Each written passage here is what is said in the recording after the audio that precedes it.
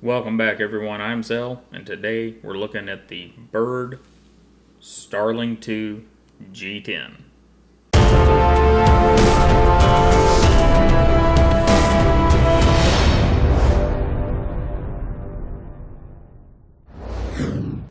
Alright guys, let's get a look at this Starling 2.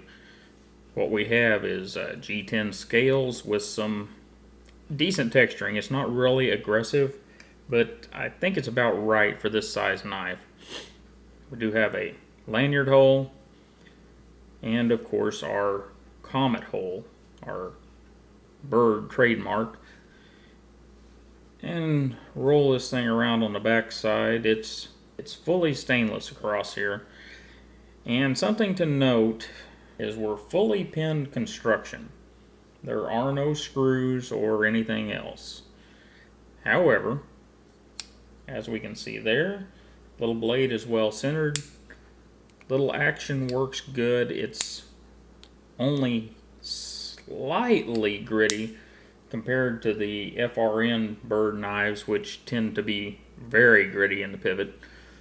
And it's just well done.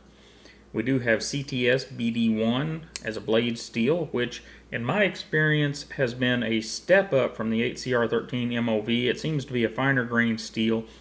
It seems to hold an edge a little longer, and as a bonus, it's a little easier to sharpen. So overall, I think it's a pretty good steel. And as we can see our blade here, we have our standard Spyderco full flat grind and kind of our leaf shaped drop point, Spidey point design. And looking down in there, we've got stainless steel liners, and everything down in there appears to be stainless steel. And everything seems to be cut really well. The fit and finish seems to be very, very good. And I say seems, it is very good. Everything just fits well. I mean, look at this across the back. That is just really, really well done for a knife that's only, 27 bucks. Same here with the G10, our lanyard tube. Everything is just really well done if you're okay with the pin construction. So maybe we should think, what is this knife good for? We have a closed length, and get this, 2.48 inches. So this thing is tiny. A handle thickness of 0.33 and a closed height of under an inch.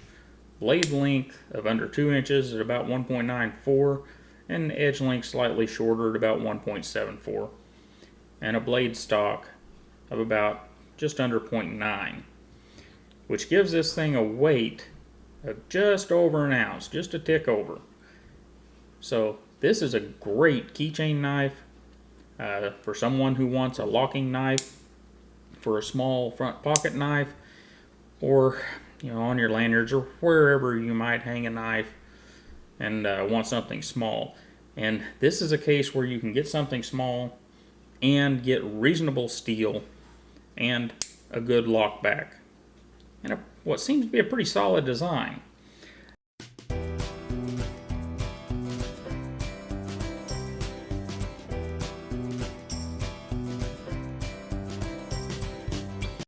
Now, where did this design come from? Some of you already know.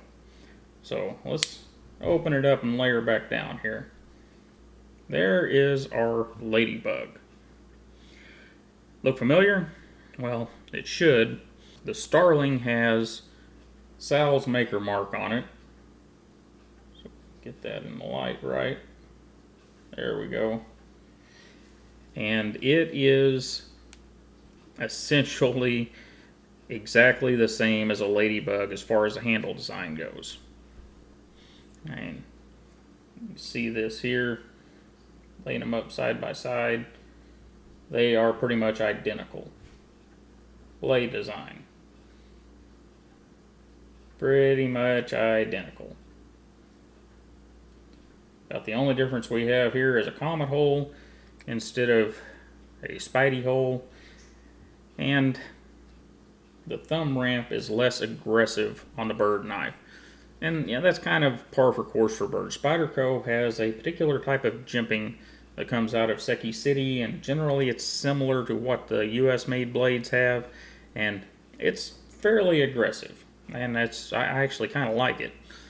The Byrd knives have less aggressive jimping and a slightly less abrupt raise here for your thumb ramp. But as you can see, very, very similar. And that's a good thing. You know, these knives, the LadyBugs, run, what, 40, 50 bucks? This thing is under $30. And you're getting a darn good little keychain or purse or pocket knife. And ergonomically, it's just like a LadyBug.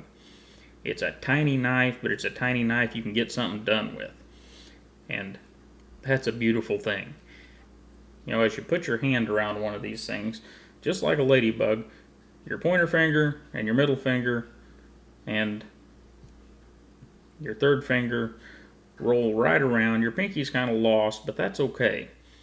Your thumb locks into that thumb ramp, and you have a nice little knife that you can get something done with. And this, I think, is a pretty decent deal at its price point. At less than 30 bucks, I think it's reasonable. You do have to consider that for a few dollars more, you can be getting a LadyBug or a ManBug.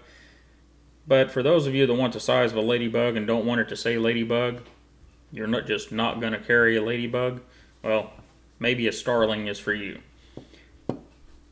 And just like a LadyBug, you can even use a little comet hole to get that thing open. So, all in all, pretty slick little knife, guys. And at its price point, I think you're doing alright. I happen to kind of like this BD1 steel, so overall, I'm going to give it a big thumbs up. Not going to call it a grand slam, but it's definitely a home run for its price and size category. And I really appreciate you guys stopping by. Don't forget to like, share, and subscribe. And you have a wonderful day, and I'll see you next time.